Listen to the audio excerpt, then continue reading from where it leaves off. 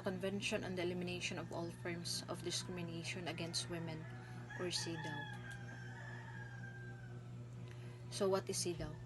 Cedaw is an international legal instrument that requires countries to eliminate discrimination against women and girls in all areas and promotes women's and girls' equal rights.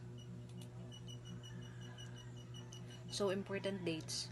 On December 18, 1979, Cedaw was adopted by the United Nations General Assembly. And on September 3, 1981, entered into a force as national treaty. So, the spirit of convention is rooted in the legal goals of United Nations to reaffirm faith and fundamental human rights, in the dignity and worth of human person, in equal rights of men and women. So the convention established not only an international Bill of Rights for women but also an agenda for action by countries to guarantee the enjoyment of those rights. So discrimination is understood as any distinction, exclusion, or restriction made on the basis of sex in the political, economic, social, and cultural, or civil, or any other field.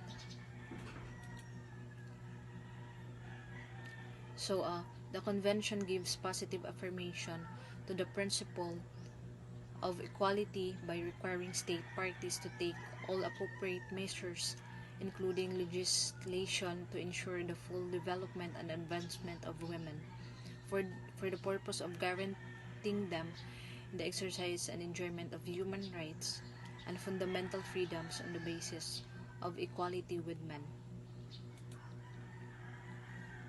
So next slide.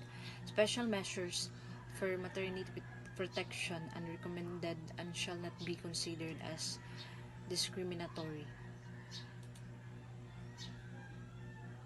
Okay, so restated in Article 7 of the present document, whereby women are guaranteed the rights to vote, to hold public office, and to exercise public functions. This includes equal rights for women to represent their countries at the international level.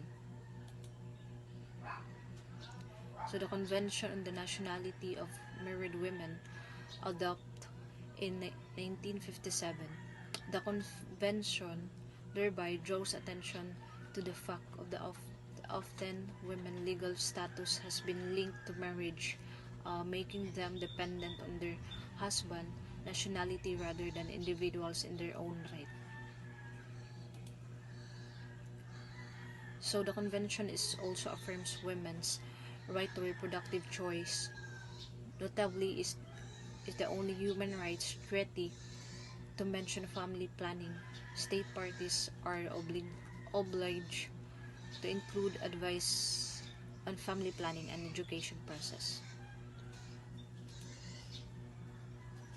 So in Article 10, 11, and 13, respectively, affirm women's rights to non-discrimination in the education, employment, and economic and social activities.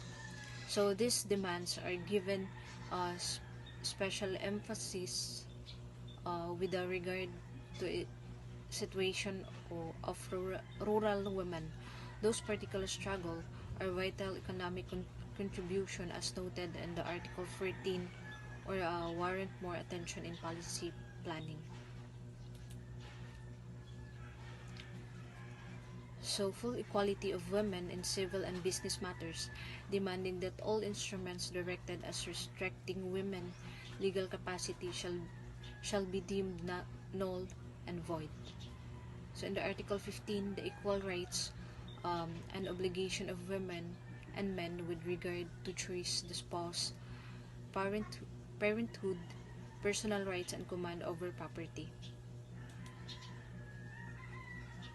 So altogether, the Convention provides comprehensive frameworks for challenging the various forces that have created and sustained discrimination based upon sex. So the implementation of the Convention is monitored by the Committee on the Elimination of Discrimination Against Women, or Cedaw. The committee's mandate and the administration of treaty are defined in the Article 17 to 30 of the Convention. So the committee is composed of 23 experts nominated by the governments and elected by the states parties as individuals of the high moral standing and competence in the field covered by the Convention. Thank you for listening my report, and that's all.